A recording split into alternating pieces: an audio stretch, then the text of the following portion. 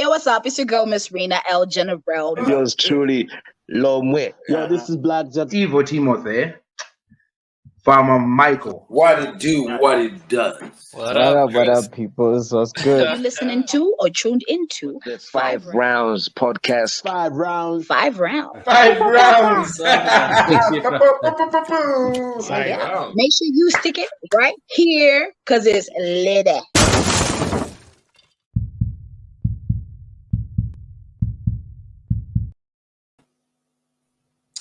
What it do, what it does, everybody. Welcome again to another special guest episode with 5Roundz. What's up? Yeah. What's up? What it do? How are you, Wantali?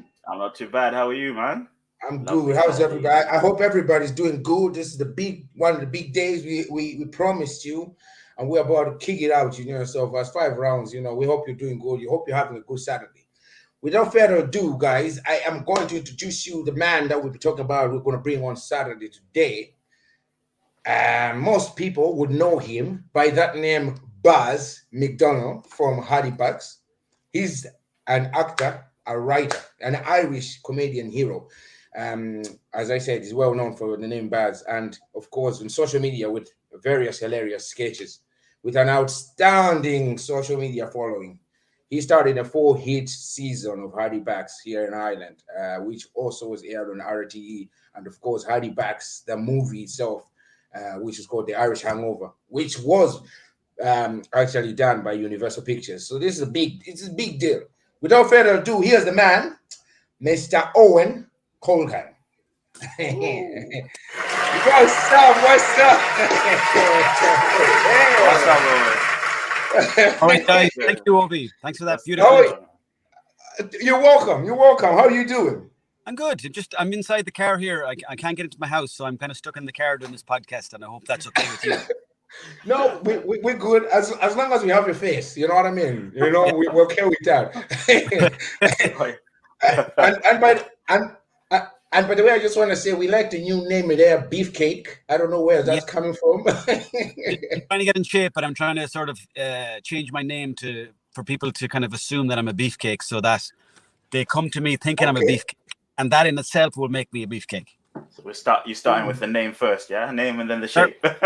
Exactly, yeah. They're doing it the opposite way around, Nah, that's good. That's good. No, that's good. Good. We got some people already in the chat here. We've got Vanessa saying, "Hey guys, how are you doing, Robert? Hello." We got Robert as well. We've got Morgan. Yeah, quite a few people, guys. Thank you very much for joining, guys. Cool. Let's go. Man. And of course, guys, most importantly, make sure you subscribe, like, and of course, share the videos. For some people who want to be able to be on live, share so they can see when we're talking to Owen right here. Now, Owen, before we go on straight into asking you, we just want to know, where are you talking to us from? Whereabouts are you? I'm in the west of Ireland, County Mayo, in a small town called Kelchima, which is famous for a poet who was blind called Raftery. Okay. And, it's like I'm living in the countryside of Mayo in the west of Ireland, but I'm kind of in between two towns, and I'm going to visit a friend of mine who lives up the road here. So, he's pretty much living in the town. He's having a party tonight, so I'm kind of parked close to my house and outside his house. All right, so it's gonna be a messy night, I'd say. Probably is. I have the wine ready anyways. I've got the wine on the go. Oh, all right. Somebody recognizes Mayo. So Mayo in the building. Oh yeah. Right. Oh yeah. Have you been to Mayo? I've actually been. Is Ballina Mayo? Yeah. Yeah, it is. Yeah. Yes, no, I actually have a mate in Mayo. I lives in Ballina. I can't pronounce the name of the state because it's really in Irish, but it's really close. It's kind of close from the train station. A friend of mine, Vincent, lives there, and I actually been there before. Lovely town. I actually remember now. Yeah, that's Ballina. So I don't know how close would you be from Ballina anyway? About half an hour drive. All right. Okay. Or 3 hours walking. Oh yeah. got a few more people joining as well. Guys, welcome to 5 rounds. We've got Mr. Owen Colgan in the building, aka Beefcake, aka Irish Hangover, aka Hardy Bucks, Buzz from Hardy Bucks. Bucks from Hardy Bucks. You know what I'm saying? So anyway, guys, what I need you guys to do is if you've got some questions for the gentleman, please put them in the comments and we'll fire them into him, guys. All right. So yes, Mr. Ovi, back to you, sir. So look, let me hit you with this one. The first one, Owen, we want to know. We know you as Buzz. We know you as everything. We know you as that comic legend, that stand-up comedian that's doing it right now. But we would want to know. I hope other people as well, right there, whoever you want to know, who is Owen Colgan? Who is Owen Colgan? I'm kind of like the Buzz McDonald character is kind of like a version of me anyway. Like it's like my alter ego, you know. And like with that character, I get to say things that I wouldn't be able to say as myself. So it's like a mask really that I put on. And then Owen Colgan, myself, I'm just a simple man from the west of Ireland who grew up on a farm, really. And I don't know what else to say. I'm a Gemini. I'm stage. I like going for walks. I like dogs. I don't like cats. Okay. Yeah. Do you have a dog yourself? My parents have a dog. I don't have the responsibility of having a dog, but I've got all the comforts of having one. Okay. All right. Fair enough. We have a feral kind of country dog who like he rolls around in shite and that kind of stuff, you know, and he's kind of like a bit of a wild card, you know. But what's this? I'm seeing a message here. Sorry, it's come up on my phone. Yeah. Don't worry. Gemini in the building. Yeah, I'm from Mayo, anyways, and been living here for most of my life. I lived in Dublin and a few different places around the world, just for brief periods of time. Like, but like the crow, I always come home. Yeah, you're home there now. Home sweet home. Anyway, I hope you're loving it down there. As we've already said in the introduction, and everybody knows, you're an actor, you're a writer, you're a comedian. I don't think I've seen you. I actually heard about something, but we're going to talk about it later. But I just want to know what actually got you into acting. Why did you say, okay, let me do this? You know what happened, Ovi? Myself and my friends, we were hanging out in Galway. We were living there for like 3 or 4 years. And we didn't really know what we were doing. Like we were just working. I was working in a shop and I was working in Lifestyle Sports and I was working in Smith's Toy Store and different places like that. And then 2 of our friends, they were in college in Ballyfermot in Dublin. And they were doing like a course for their school.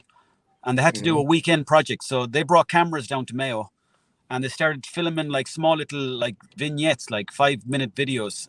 And this was kind of before social media was a big thing. This was more like around Bebo. Do you remember Bebo? Yeah. Yes. Yeah. Never used it, but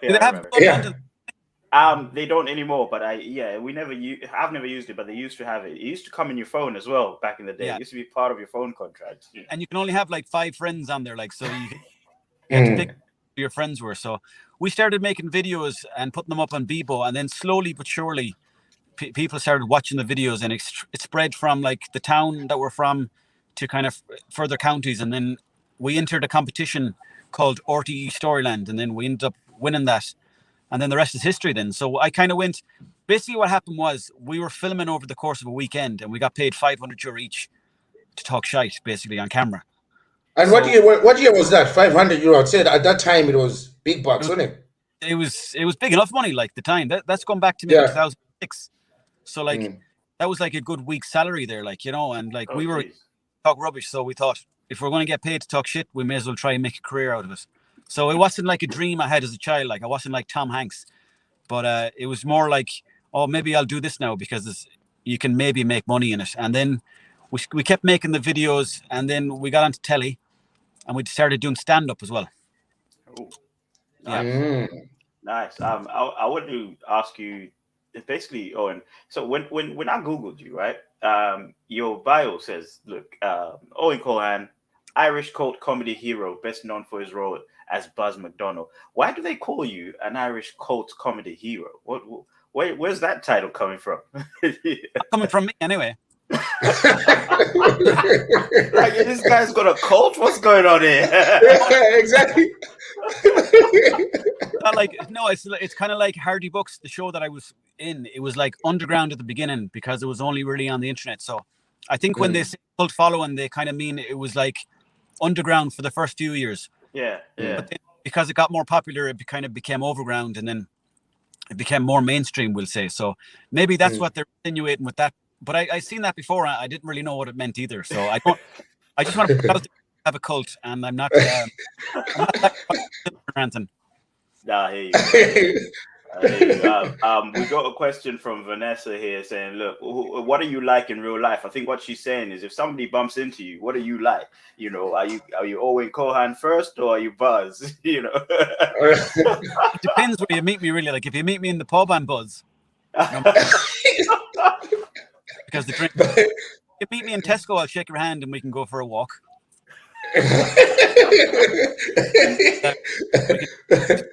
I'm a romantic at heart. That's me, you know. I like to go on dates and stuff like that, and go for long walks and talk about my love for. And I just I don't really know who I am anymore, to be honest. Yeah, you're stuck in between roles, basically. Yeah, I think if there's a word for that, I kind of got stuck in between myself and my character, and I'm kind of somewhere in the middle now for the rest of my life, probably. Cool. Yeah, if I met you in real life, I'd love to talk to you. I like talking to people. Good man, Gemini style. Good man. Yeah. So Gemini style, yeah. we've got True City fan here saying, "What's up, guys?" We've got Anne Marie saying, "Then you became legends, Hardy Bucks, the driving test. Oh, I still laugh. You liked that ice cream, didn't you?" A video of like a driving test in Mayo where like the joke was that I failed the test, but I thought I was going to pass the test because I bought a lollipop for the driver. Yeah, I've seen that. And you put him a lollipop, and then you put him up the car because he said he failed. And you told him, he said, "What you say?" He said, "Well, you didn't like you get out of my car. You liked that ice cream, didn't you?" That's why. Oh man, somebody here is loving your beard. So, True City fan. Who are these? Are these your fans from your page? Yeah, so these are some of the people that watch our podcast, yes, combined with some of your fans, like Caroline here saying, look, hi all, love the Hardy Buck, so real Ireland. Yeah, man. So thank you very much, Caroline. You know, the Hardy Bucks, when it started off first, you see, it was so raw. And like, I think the beautiful thing about that was people appreciated how real it was, because, you know, we weren't really acting. We were kind of playing the characters up to the point where we didn't know the difference between the character and. There was one episode where we were like up at the golf course picking magic mushrooms, and like we had the camera on us, so we're like, oh no, we're just picking these for the camera, like. But I don't want to say if they were magic mushrooms or not, but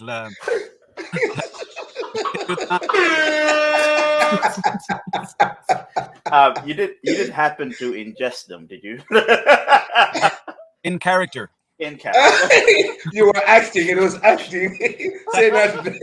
The point I was making, sorry, at the beginning, it was very real, like in raw, and I find that with the way things are gone now with social media and like everything is kind of brand related now, like, and include myself, but everything's brand related to the point where it's not as authentic as it kind of once was. It's almost like everyone is, and it's like a bit of an act. And I think Hardy Bucks was good because it was as close to real as you could kind of get, you know.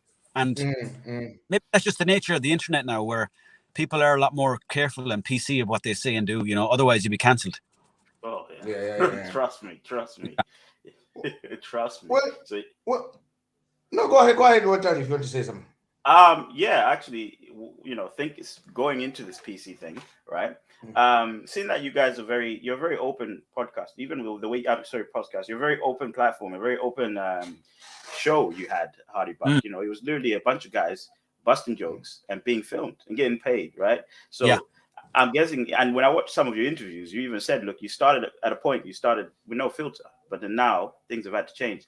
How do you find the adjustment? Is it easy? Is it hard? What did you have to do? You know, it's kind of like adjustment is kind of like because everyone has bills coming into their house, like, so obviously you have to pay the bills. So there's that side of things, but at the same time, it feels like you lose a slight bit of your authenticity when you're doing something for somebody, like a brand will say. So it's trying to find the balance between the two, you know.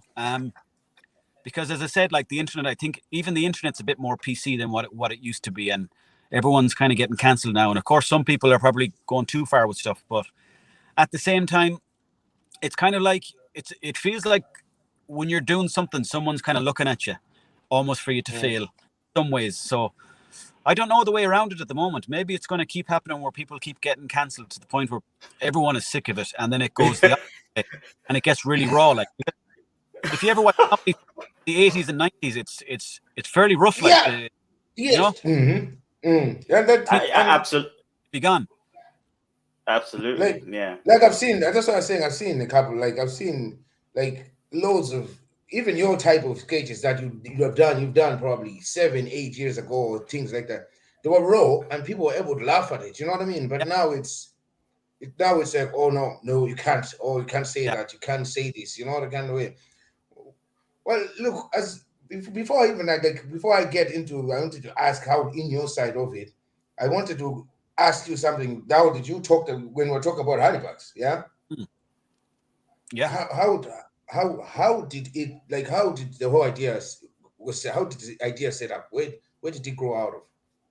The idea grew out of two friends. Their names are Martin and Chris, and they moved to Swinford, and maybe because they could see the town from a different perspective, they kind of came up with the idea of the Hardy books. And then all of us were kind of living together at the same time, so we were kind of, unbeknownst to ourselves, we were like creating the characters in Galway, as I said. And then what we do is we'd bring the cameras to Mayo and we'd film we could film like one scene that could take 2 hours, and it only might be 2 or 3 minutes on camera. But because we had so much footage and we cut it down to the funniest bits, so that like when it got to the camera, like it looked nice and slick, like, but the stories never made sense. Like we were just going on a wing and a prayer, and there was lots of inserts to try to make the story coherent, like, but there was no scripts or anything like that until we got television. And because RTE were, they weren't going to give us any money just to like talk shite for like an hour. They wanted to see scripts, and they wanted to see story arcs with the characters, and they wanted to see character progressions and all this stuff and plots and everything. So in one way, it kind of, I don't know if you've seen the first season of Hardy Books on RTE, but we kind of look like we're porn actors, kind of really awkward, kind of on camera. Like how you. It was a bit wooden, like the acting at times. So I don't know if that's or because we just can't act. Oh, now you can. Now you definitely can act. So Yeah. I don't know. There'll be a difference between me on camera and you on camera. Trust me. You were around a group of your friends one tally, and like you felt relaxed around them, and you had a few drinks. I'm sure the juiciness that you'd come up with could be very, very funny. Of course. Yeah, of course. It's totally different. Like trying to create the environment that brings the best out of you, really. And I think Hardy Books, I don't think it was special in any sense, like really, that I think if it was any group of friends when they're together, there's a great dynamic there that makes them funny, and it's just trying to capture that camera. So because we filmed so much at the beginning, we kind of completely forgot about the cameras. And I think that's a hard thing to do, but when you get to that point, you can really hit gold. Absolutely. We've still got a few questions for you here. True City fan saying, look, is there a Hardy Buck comeback? Should we expect a comeback? Well, people ask me that a fair bit, like, and hopefully there will be a comeback in the future, like, but we'd have to evolve the storylines too, because I'm 37, all the boys are like 37, 38, so we can't be about fighting, drinking, smoking anymore. It has to be like, affairs and having kids and walking dogs. And walking dogs. Do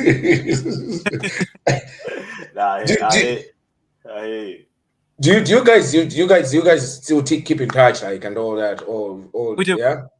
Like I've lived in Mayo, and actually the fella I'm visiting tonight, Sam, and he's from the Hardy Books.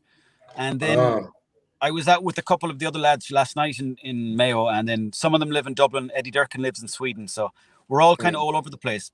And some of the lads have families, so it's we don't really get together as much as we used to. But as used to, yeah.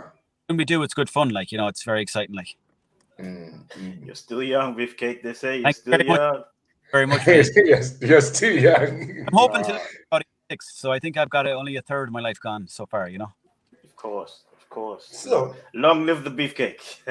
Long live the Beefcake. That's a new name. That's a new name, everybody. We're gonna call him Beefcake now. Yeah. Forget about Buzz. It's Beefcake. Just letting you know. Another thing, Beefcake, I want to ask you, right? So Hardy Bucks ran from around, as you said, you guys around 2008, 2008, to around 2018 was season 4 was 2018, right?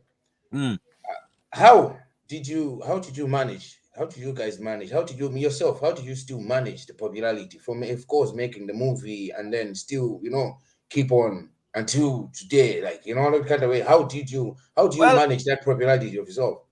How did I manage what?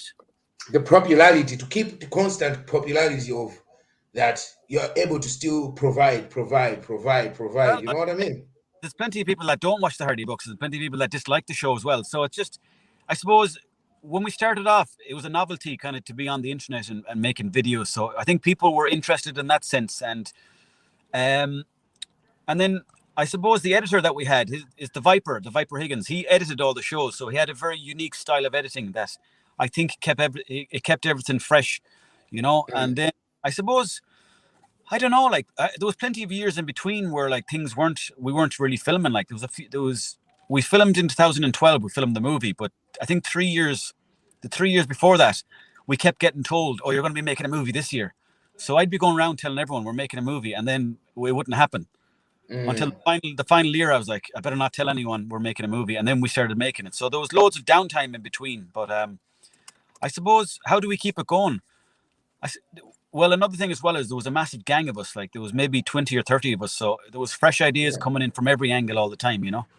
Okay. And because we never really used actors, we just used people from the town. So, you know, we'd normally like meet up during the daytime, come up with ideas, and there'd be always someone coming in with a new angle or a new idea. So I think it's about bringing in new characters as well and all that kind of stuff. And, you know, you have to evolve the characters a small bit too. But so I suppose that's the way we did it, OV, but that's the only way I can think of anyway. Yeah. And like on the movie, did you guys actually go to Amsterdam as well? Just to film it as well? We did, yeah. Yeah. Yeah. Went for the Mayo and stopped off in Amsterdam. That was only wrote into the script so we could go to Amsterdam. Serious? Yes. Have the boys. Lads on tour.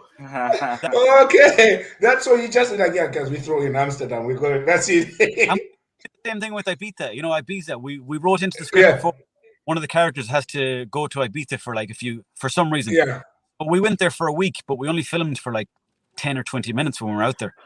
And the rest of the week we're on the piss. Oh, fuck's sake. Hey, it's good for the content, man. It's good for the content. Character building. Oh, wow. I've got a question from Anne-Marie here. She says, look, did you ever hear from Mick the Bull now? And how did we keep him? Yeah, I do. I know Mick, Mick, what's his second name? Mick Durkin from Hardy Books. Yeah, I know him very well. He plays the bagpipes in Swinford, sorry, the Yulin pipes. And he's a big golfer. And I just see him a good bit, yeah. He just come on tour with me sometimes when I'm doing stand-up. So he's keeping very well. And he's got these massive shovel-like hands. Yeah. He's on Tinder at the moment. Oh, he's on Tinder. You better look out for the swindler, though. You know what I mean?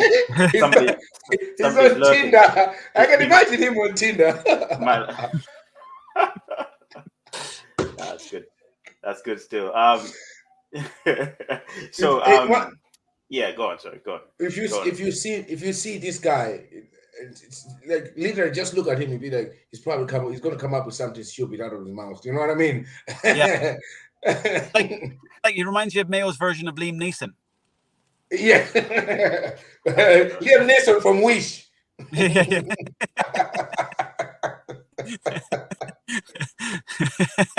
Oh my goodness. Still got more questions. Got Mikey KC saying, will you be meeting Michael Tommy Schlug for a few scoops, or you boys do?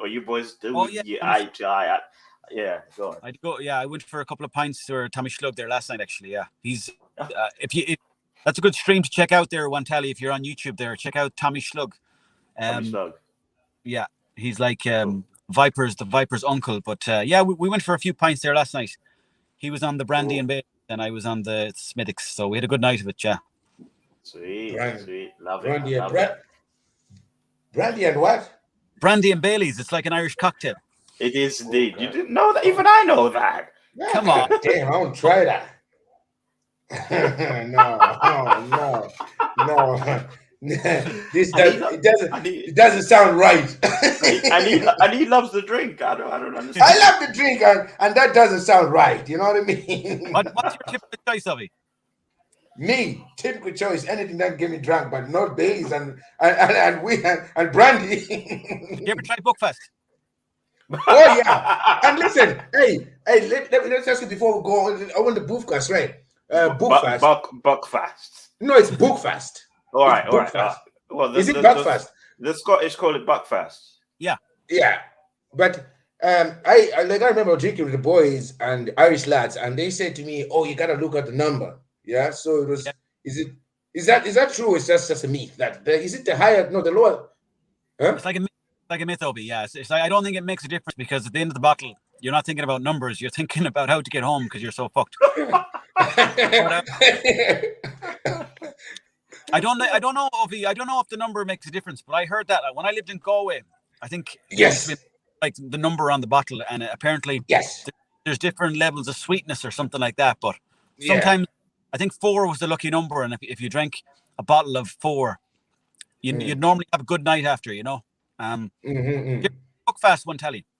Oh no! I have seen the effects of Buckfast, and that's good enough for me. I've seen honestly, I've seen actually this guy was Irish, and he was having Buckfast every day. Didn't matter what day it was, angry, sad, happy, whatever it was. And he was a menace. And this was like when I was living in this block. This guy was a menace. He would just come knocking on everyone's door at 4 a.m. Come on, you lads, Buckfast. I'm like, what's going on here? So I saw enough of it to know that I'm not drinking. Honestly. I wanted to ask you a question, actually.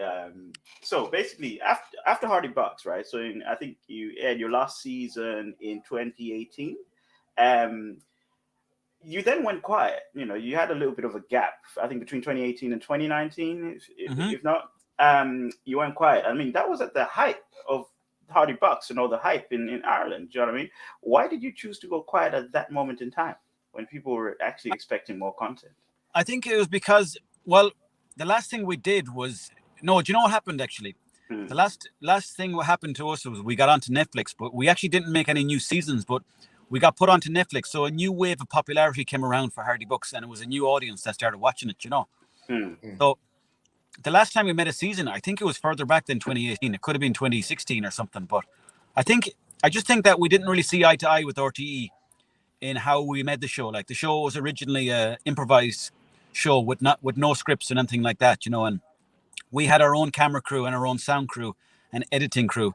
But then when it got onto TV, like, they kind of implemented their own people to do that kind of stuff. So the show was it's 2 different shows really. It's the internet Hardy Bucks, and then there's the TV Hardy Bucks. So I mean, nobody came around biting with budgets. That's really how you get that stuff made, So RTE or Netflix or none of those guys kind of offered budgets to make it, like, but they did.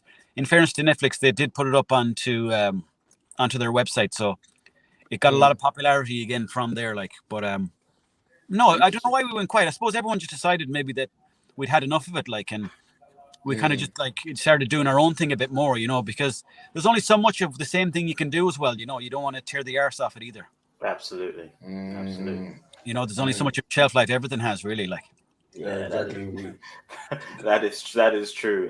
So we're still getting those comments about the brandy and Baileys. Apparently, it's called the Belfast Boma or a Madman's Soup. Yeah. And we've got Mickey says you drink piss, Ovi.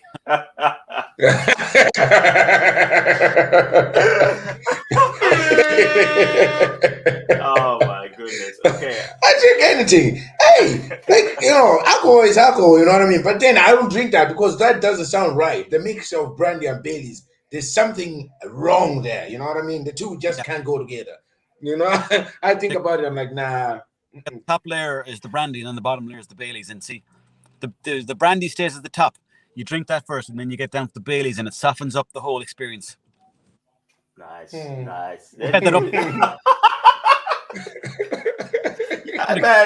So once you get through the brandy, you're good. Everything's. Oh my goodness. I'll drink brandy. I'll drink it plain like that, no problem. But not that kind of way with Baileys. No way. We'll do that mix. Just prepare a sick bed for me if I'm having brandy and Baileys. Honestly, I'll be gone for 2 days. All right, 2 days. Honestly. Poaching. Did I ever? Sorry. Did you ever try poaching? No, I what have. is that? It's like made from potatoes. Like it's kind of like moonshine of Ireland. Oh, it's like for us. It's like I'll give you. It's like cachaso, 130. So we literally cachaso. Okay. So, yeah, in my country it's cachaso. So in Malawi we call it cachaso. Yeah. Okay. But it's all made from potatoes. It's made from grain. We make it from grain. Potatoes. Grain. No, yeah. So in our country it's made from grain. From maize, isn't it? I think maize, maize, basically maize and the mixture, and they do the same thing they do with. I've tried it, but this is some strong stuff. And the time I tried it, as me and my girlfriend are living together at times, so she was leaving a place to share with her friend, and the friend that she was sharing, I asked him. I said, you get me pushing. He said, oh yeah, I know a few people I can get it because you can. It's illegal, you know what I mean? And he said, yeah, I can get a bottle of beer. I know a farmer there, I can get it. I said, all right. And he got it and put it in the house. And one day we're coming, I think we're coming from the pub or something. She can pick me up, and I go to her house. And I was like, I'm looking for drink. And I opened one of the drawers, and there was a few bottles of wine. And one of the bottles was white wine. So she opened the wine and poured in a glass, and she took a sip. She said, no, this wine tastes very off. I'm like, what do you mean it tastes very off? I'm like, give me that glass. And I drink it. I was like, that's no wine. That's poutine right there. And I was so excited. And then he turned the person like, oh yeah, I brought it, but I just left it down. I was like, you should have stayed. And then she went to drink water like a bollocks, which makes it worse.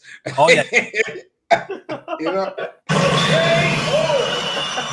The worst you can do is drink water after drinking poutine.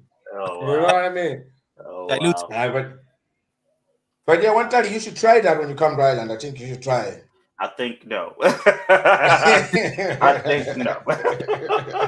I want to know where I am and what I'm doing. That's not too much to ask. Like, yeah, exactly. So go on, sir. I want to ask you something as well there that I read, Owen, right? From the Irish Sun. You said at a certain point, I think it's 2019, after Hardy Parks, 19 to 20. You felt like you to give up comedy, right? Yeah. Right?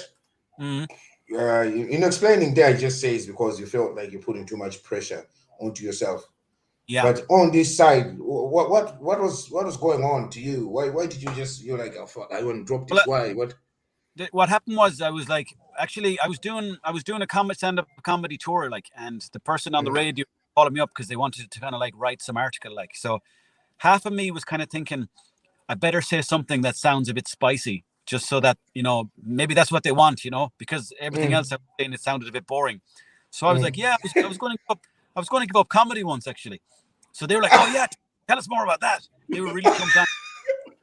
So then I was like, yeah. So then I was going to give it up, but I didn't really think about it that much. Like it crossed my mind. Yeah. But then I was like, I didn't exaggerate, but I suppose. Maybe it was what I was thinking, but like with social media, it's just like a conveyor belt of stuff all the time, and I felt like I was burning myself out a small bit, I'd be shooting sketches at home and I'd be looking at them and I'd be like, oh, that's not funny. And then I could spend days on a sketch and I would never put it out because I wouldn't think it would be good enough, So then I'd be like, what the hell am I doing? Like spending all this time shooting sketches and then no one's ever going to see them. Like, so there was a bit of me feeling like, maybe to give it up for a while, like, so I think in the sense lockdown was kind of good for me because it gave me a chance to reset, so try and come at the comedy now from a different angle. I want to start maybe a YouTube channel, but I'm kind of a bit fed up now with TikTok and Facebook and Instagram. I don't know, I would probably burn myself out with all those websites, so I think YouTube maybe is want to go next, or Twitch. Yeah, Twitch, or do you just stick onto one kind of way? Yeah. So there you have it, people. There you have it, people. You might see Hardy Bucks on YouTube. Yeah. You might see it. World exclusive. Oh yeah. A reunion probably will be in a pub or something. Drinking brandies and Baileys or some shit like that. Exactly. An episode of it. Yeah. Huh? Exactly. Oh, I'll be on the episode. I'll be like, yeah, I'm in. Just be that crazy, stupid black guy in that episode. They're chilling with the Hardy Backs. Going on crazy in the pub. Okay. I've got a question from Vanessa here saying, look, what do you like most about what you do, Beefcakes? Oh, that's a nice question, that. I like to make people laugh, you know, because the world that we're living in is kind of crazy, you know, and I suppose it's nice to make people laugh because life is fairly serious for most people. And the one thing that I think I can kind of do relatively well is make people laugh. So if you can make somebody laugh, I like to make people laugh without them expecting to laugh, you know, that kind of way. Yes. I like kind of indirect kind of laughter where they're not expecting to laugh. So like you kind of catch them off guard. And when you look at somebody and they're laughing, it like normally means that at least they're enjoying that moment of laughter. So no matter how serious life is or what they're going through, if they're laughing for a bit, it kind of brings up your soul a bit. So that's the reason why I do it. And that's probably my favorite thing. If I can get someone to laugh, including myself, if I'm looking back at my own video, if I laugh, that's enough nearly to keep me going to continue to do more videos, you know, that kind of way. Absolutely. Yeah, exactly. No, that's just like True City fan, laughter is the medicine. Exactly. It's definitely medicine. Yeah. How about yourself? Why do you do comedy? me. Why do I? No, to me, man. The reason I do comedy, I enjoy it. Okay, I literally don't do like I could say something to you, and probably you don't find it funny, but in me, I've lost it. I'm in stitches. You know what I mean? I enjoy. I just love the fact that, let's say, if I slag someone or if I do a video, I look back at it, I'm like, God damn, I'm a fool. I'm just a stupid fool. And when I look at that, I love that, you know? Yeah. I'm kind of like I'm entertaining myself, but then entertaining other people, you know? That's how my concept comes about. Yeah. You know, and I know even when people look at that and they like and they share and they like, oh, I'm lost, or I'm stitches. I like that. I'm like, oh yeah, I was looking at that's the same feeling I was when I was looking at myself. I was like, why the fuck did I do that? You know? You know? Yeah. Really? I want to ask you something there as well, Owen. I see recently, as you've seen, with the tour, which before it was cancelled, I think now you're on that tour, which is the Owen Colgan, still alive, is it? Yeah. I'm gonna still alive, yeah, and I know it was cancelled. You weren't really doing stand up all before. I don't know. I want to get it from you, or is it a recent kind of thing? Because I know on my own, I think I've been doing it for the last 5 years, stand up. So I'm still new to the game, but I've did about 3 or 4 tours in Ireland now at this point. As stand up, but stand up was very different than videos, you know, because videos you record it 10 times and be like, I'll just do that again. But for stand up, you get one go on stage, you know, so you have to be kind of have to know your material, or else you have to be able to talk enough shite for an hour that people don't even know. So I'd say you'd be good at the stand up. Do you do it?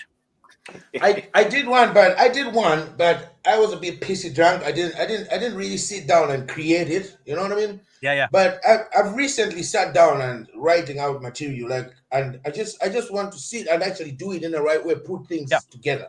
You know what kind of way? That should be in right context, because I did it before. When I did it, it didn't come out.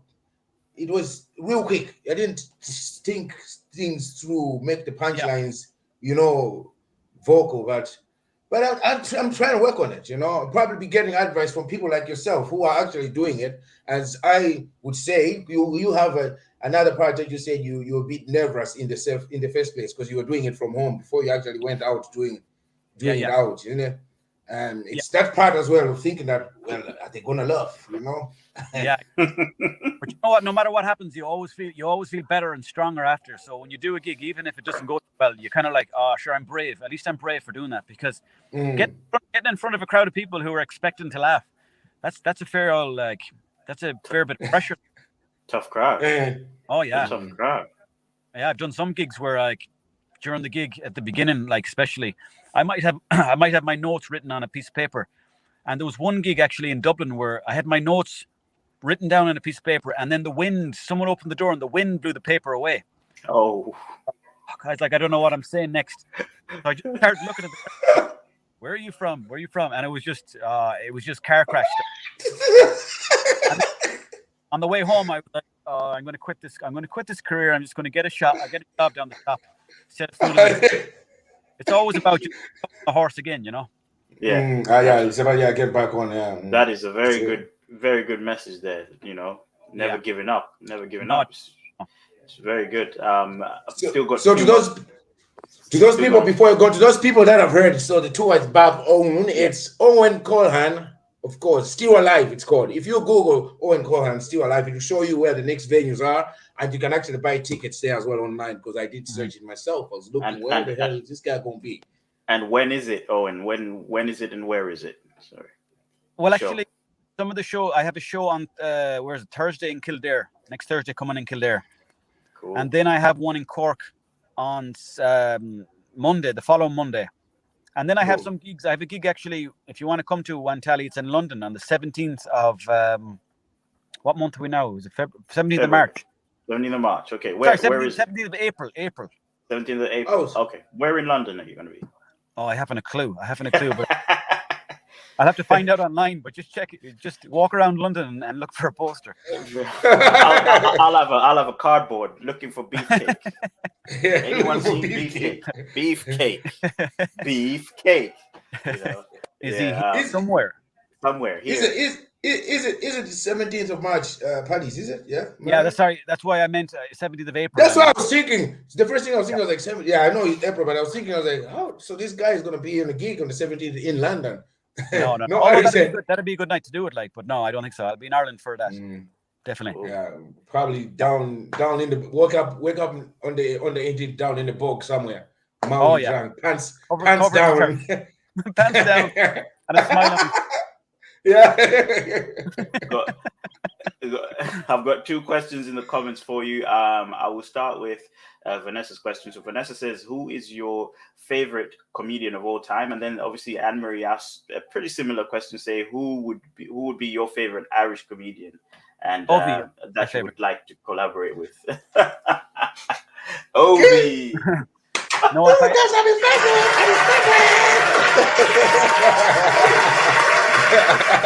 okay.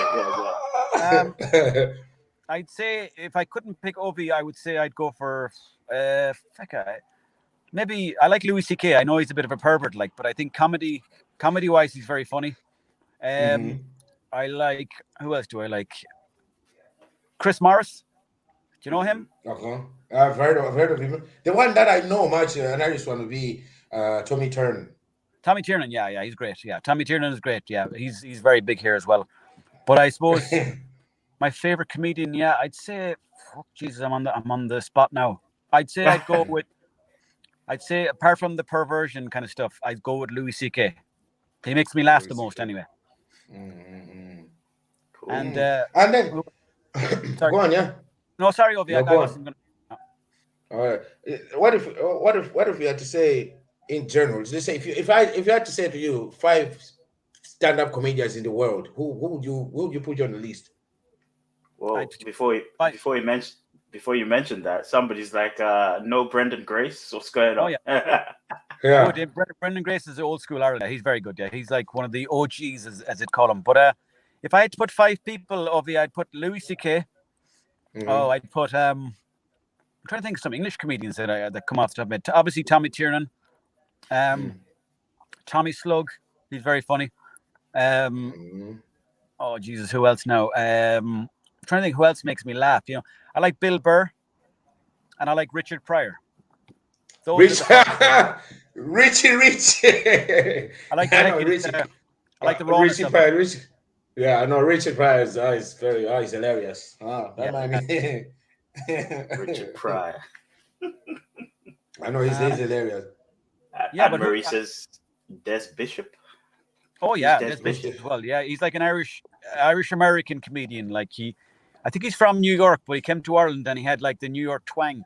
So he kind of Irish people really liked him because of that. So he made a big name for Ireland, and he went over to China there recently, learned Mandarin, did a lot of stand up in China or whatever. So he's a big name in China now. Oh, he's a G. You just led the country. I want to crack the Chinese market. That's my next move. Learn Mandarin and then crack it.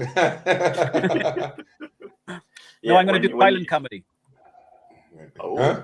I'm going to do silent comedy that goes everywhere in the world. So it's going to be like Charlie Chaplin or Mr. Bean kind of stuff. Ah, that's clever. That's clever. You don't even have to speak, really, to make Exactly. people laugh. Just show up to China and start, just pulling funny faces and then trying to get money out of them. I respect that. I respect that. So, I got a question from Mikey Casey. He says, "Look, what do you know of the $2 left stuff?" Oh yeah, they're doing from very Hardy well. books. Yeah, they're from the Hardy books. Cowboy Salmon. Actually, I'm going and French toast. Actually, I'm going to meet one of them now for his birthday. Come on. So yeah, so like they're like another branch of the Hardy books. So like there's myself, Eddie Durkin, the Viper, 3 books left, and then there's other lads doing other bits and stuff. So yeah, we're all mates. Like, so I'm delighted for them. And like anyone that's creating stuff, it's a great thing, because humans are designed to create stuff. Absolutely. Want to ask you something. You, as a person in general, man, what is your greatest achievement so far, son? What's my greatest achievement? Jesus, that's a deep question. That is. I mean, I suppose it was probably good that we got onto Netflix. It's a good thing, because I didn't think about it at the time. But like when you're on Netflix, it's like Netflix is a big thing, So to say that you're on Netflix, I'm quite proud of that. Like, so I think that probably would be my number one thing that I'm proud of, But Netflix, although that's only smoke and mirrors too. Like, we didn't actually get paid for that. Well, yeah. You would think from the outside you would, but no, we didn't. Not a single penny. Not a penny. Not from me. I didn't get it anyway. What? Somebody's eating your check, beefcake. Oh no, definitely no. I'm sure people got paid.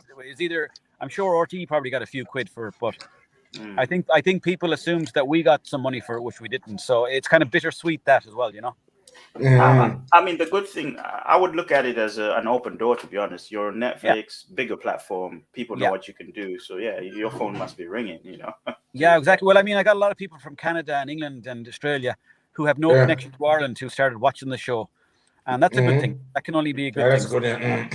Absolutely. Trying to make things universal is the way. There's another deep question from Vanessa here, saying, "What would you like to be remembered? What would you like to be remembered about you?" I want to have on my gravestone, not a bad person. Yes. I just leave it at that. What would I like to be remembered for? I've made people laugh and had the crack, and that's it. That's what you wanted. More than that, really, no. That's but what would Vanessa like to be remembered for? let's ask Vanessa that. Vanessa, what would you like to be remembered for? Yeah. I'm just curious because it's like a good question. I don't know what to say to that, really. Yeah. Vanessa, while we're waiting for a reply anyway from Vanessa, I just wanted to talk about something I actually came to my mind as well. I remember the bicycle thief. The bicycle thief. Bicycle, yes. What about him? I don't know. I want to know what's the movie all about. I was trying to look and find it. I know I've seen the trailer, but I want to know what. I want you to explain it to us. What is it about? I don't even know what's about. And I was in it. What happened was some lad asked me to be in this movie that he was shooting called The Bicycle Thief, and I was only in one scene where. I was in a few scenes actually. Yes. Where basically I steal a bicycle off somebody and I'm kind of living a bit rough in Dublin City. And there's a girl who I think she's trying to get away from her boyfriend because he's wrecking her head. And then me and her kind of strike up a bit of a friendship. But my job is to nick bicycles, or not nick. That's not my job, but that's what I'm doing for a living, like to make money. So, Bob, and you're called Bob, is it? You tell me. Did you do it when you were pissed? No, I didn't. But like it was so long ago that like sometimes my mind has been in different places completely. Like, I am proud of it, and do check it out if you're on YouTube. We'll do. That's an actually one. And then another one I'm going to ask you while we're waiting for Vanessa. Can I ask you another one? She's answered already. She's answered. Yeah, I see. I think this will be. She was meant to say banter. That's what she's going for. Okay, that's what I don't know what punter is, but I like the sound of it. Yeah. The other one I wanted to ask you, the sleep experiment. Yeah, I don't remember that at all. I genuinely don't. I know it's probably something I was in years ago, but they're only like that was only like a day that I was filming. Like it was somewhere random in Dublin that I don't really remember exactly what happened with that one. let's roll that back a little bit. What was it about? Because I saw that in your interview, but I didn't understand what it was. So for somebody like me, what was the sleep experiment? You know, what was it about, and what were we trying? It was a show where I was like playing a character that didn't get any sleep. So I was kind of like, they filmed a 24/7 cameras like Big Brother in a room, and I was just like lying on a bed, but I wasn't allowed to sleep, and they would be playing me like kind of music to make me fall asleep and all that other kind of stuff. So I had to stay awake for as long as I could, and I stayed awake for like I think 2 weeks. Oof. And I started having visions at the end. How was it? How were your mood swings and all these things? You know, how was that? How did you control yourself for those? I did a lot like of meditation, and I saw like kind of ghosts and like God and everything like that. But there was a couple of weeks where I kind of flipped the lid as well. But I mean, I got a lot of work done. I was awake for 2 weeks, so I didn't sleep at all. You know, you sleep for like a third of your life. So the experiment, it worked out. You know. Very good. I achieved a lot in those 2 weeks. I'm sure you did. I'm sure you did. I got all my errands done, yeah. And then we've got a question from Colgan 619 saying, look, what would be your favorite scene you've done in the Hardy Bucks? I suppose it was probably there was a scene where we're singing up at there's like a karaoke night in the local hotel in Swinford called the Gateway Hotel, and we were singing like Warren G Regulate, and it was like everyone got up at the end and we're all like singing together, and it was at the end of one of the seasons, and we'd been paid and everything like that, so it like everyone was in great form. It felt like we'd done a really good season together, and I was doing a karaoke with a good friend of mine, the Boo from Hardy Books, so I think everything there together, and then there was a great atmosphere around. We had the whole weekend to go out and party together as well, and we were getting paid to do a job we loved, like, so I think that was probably the highlight of the whole time filming Hardy Books. But I suppose anytime this, because originally when I said we were on Storyland, it was like a competition sort of thing. So anytime we got to the next level of the competition, it was really good feeling, like, because the closer we got to television, the more people treated us as like serious kind of actors or whatever, you know. Interesting. It's a very, very. Yeah, no, honestly, this is very good. It's very good. From not sleeping. Yeah, from not sleeping, from not sleeping for 2 weeks to becoming a beefcake to not getting paid by Netflix. My goodness, you have lived, sir. You've been through it all. You've been through it all. Oh yeah, I'm sure you guys have got some great experiences too. Oh, loads. Loads. Go on. Vanessa here says, "What message would you give to your fans? What you know? I guess this is more of a what do you want your fans to hear? Tell them what they want to hear." Thanks for all the support over the years, and without you guys, I wouldn't be here today. And no, it's just I like, to be honest. Anytime I meet someone on the street, they talk to me either about my own videos or Hardy Books, and everyone, I'd say 99.999% of people are so nice to me. So I just want to thank everyone for watching my content throughout the years. And the thing about social media is, like, it's like you're learning your job as you go. So, like, obviously sometimes you put out stuff that it's not necessarily great work, or you might be just trying to figure out something. So I just want to say to the fans, thanks for watching the videos and supporting them and liking and sharing and all the other stuff that goes with it, you know. Brilliant. That's fun.